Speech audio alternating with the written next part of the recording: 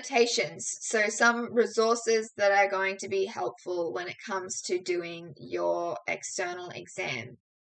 Annotating your text is really important because you can ultimately tell the difference between essays that are written with a solid knowledge of the text versus ones that are not. So you want to show that deep kind of analysis, and you're only going to be able to do this if you know the text well.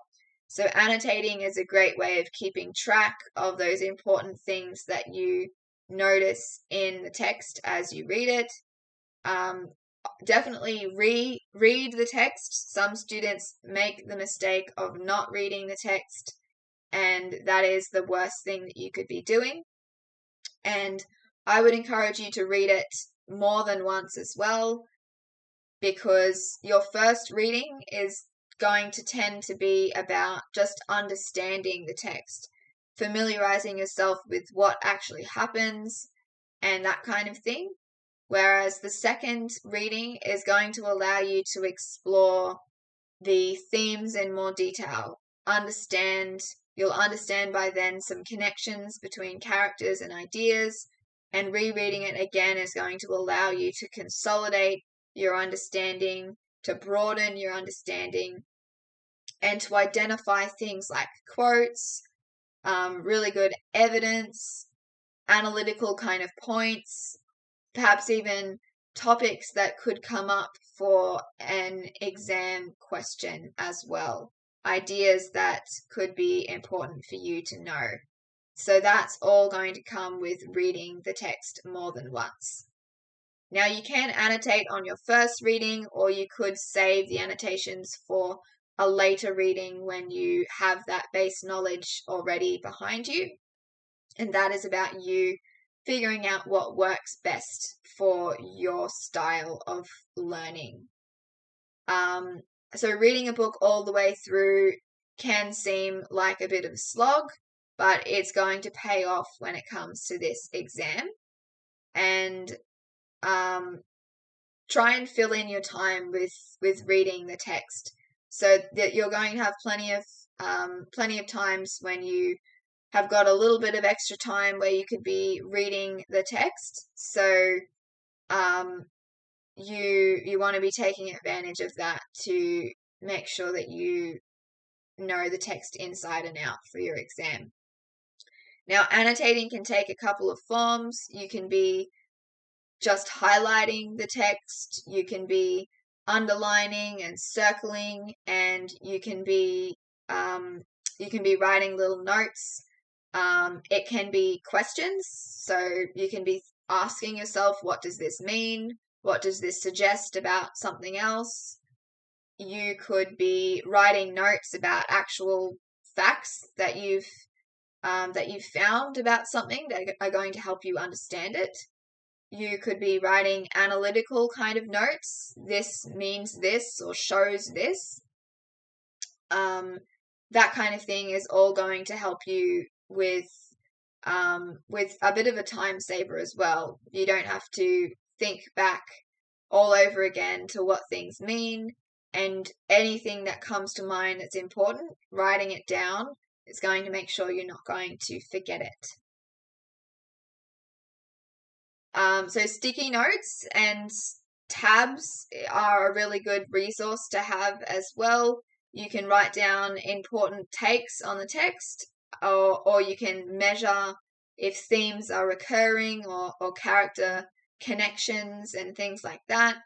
So you could be in a number of different situations when it comes to your text. You may have your own copy of the text, and if that's the case, you can be doing whatever you want in terms of annotations and writing on the paper itself. If you've borrowed it though, then having these sticky notes is a great alternative, because of course you can't write on a book that you've borrowed. And I would also encourage you, if you are able to, try and find a digital copy. Oftentimes you'll be able to find that just for free online. So find a digital copy of the text, and if you want to, you can digitally annotate with comments and highlighting and things like that. And the good thing about digital texts is that you can search for keywords. So Control F is something that I cannot recommend enough, something that I use daily to find different words in all sorts of things. So it can be a Word document, it can be a PDF, it can be a whole web page or anything in between.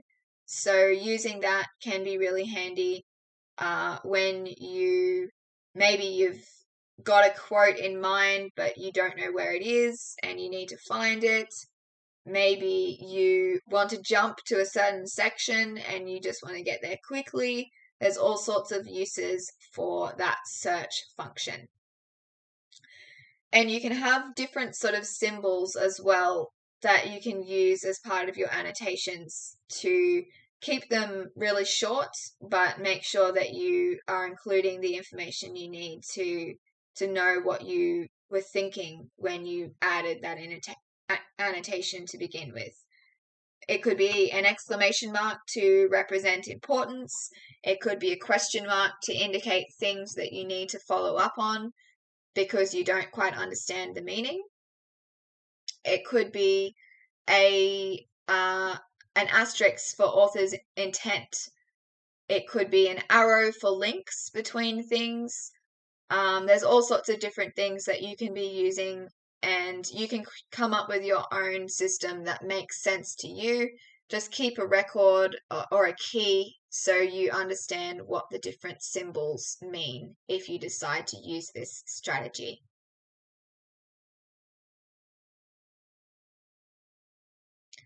Quotes and a quote book, or a quote bank is something else that we may call it. This is something that I cannot recommend enough. A quote bank was something that I definitely used in my external exam, and that was invaluable for me.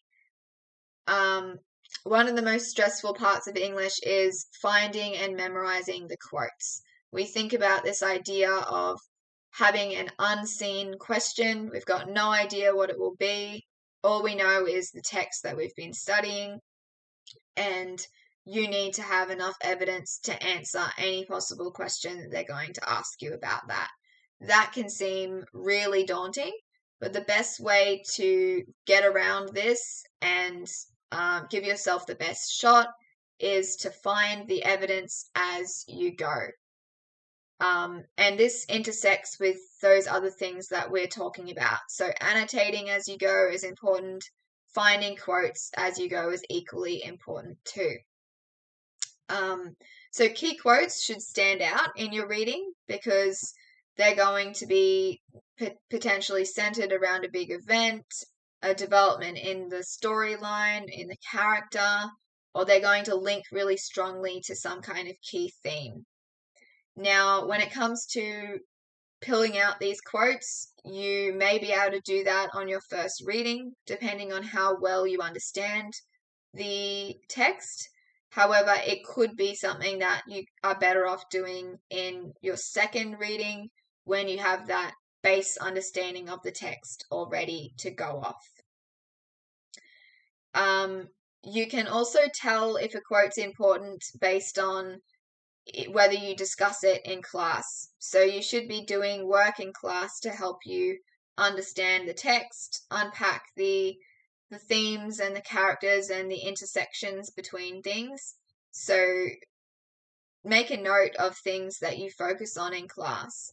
Take notice of those things that are emphasized and those things that are not emphasized as much, and that can all give you an indication of what you should be studying for, what quotes are important, and that kind of thing.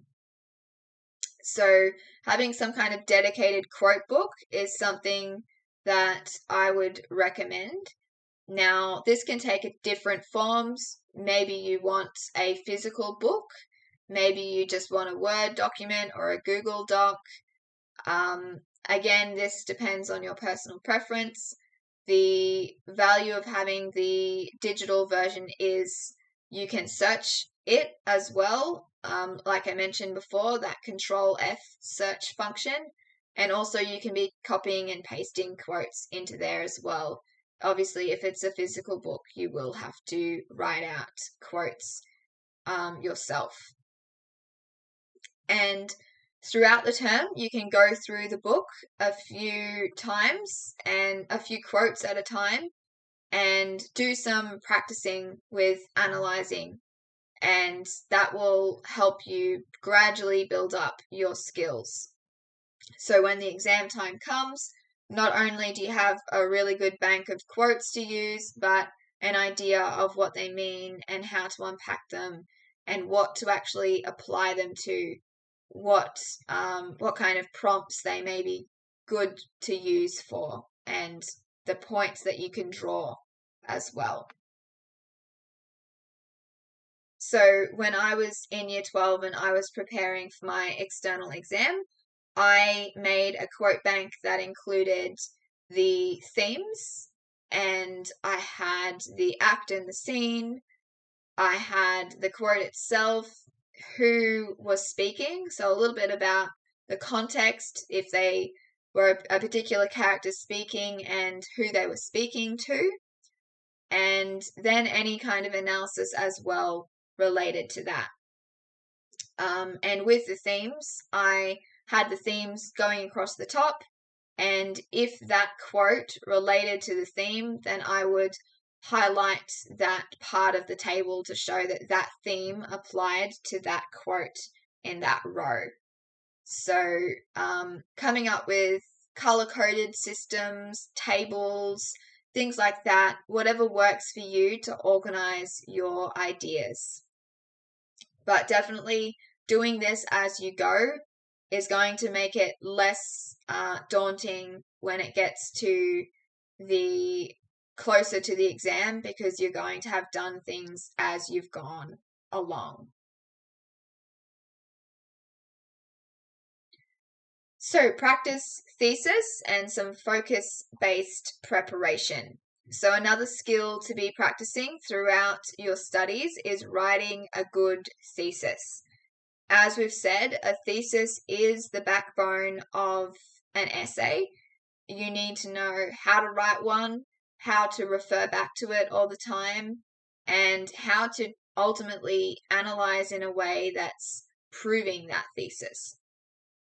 So just like when you're analyzing key quotes, you can benefit from practicing some basic skills during the term, and you don't have to even write the full essay when you're doing this. You can be breaking down the elements required and doing things one at a time. So you can just have a session based on practicing how to plan an essay. Just giving yourself that 15 minutes that you'll have in your external exam to look at 2 prompts, choose a prompt, and then plan your essay based on that chosen prompt. And the thesis is the same. You can be getting a whole bunch of prompts together and just thinking about your thesis statements and writing those thesis statements without necessarily needing to do lots and lots of full essays. It's definitely important to write some full essays, but you can also pick apart specific things that you may feel you need to work on as well. And if you have access, then use the practice questions to write your thesis.